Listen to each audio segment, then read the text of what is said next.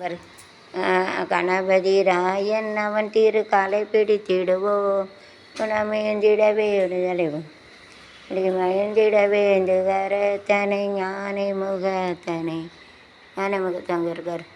இதை பாருங்கள், யானை முகத்தன் விநாயகர் இருக்கார். இந்த இடன் இளம்பில் ஈட்டனை நந்தி மகன் தானே நான் கொழுந்தினை குந்திகள் வைத்த கின்றேனே கைத்தல நீரைகனி பமடவள் பொறி கப்பிய அறிமுக ஏனி திருமுருகனை உத்தமி புதல்வனை கற்பகவன வினை கடிதேகும் மதியமாய் திருமரன் மகன் விதமாகியே திருமுரு என்ற புதல்வனை தகமென வினை கடிதை.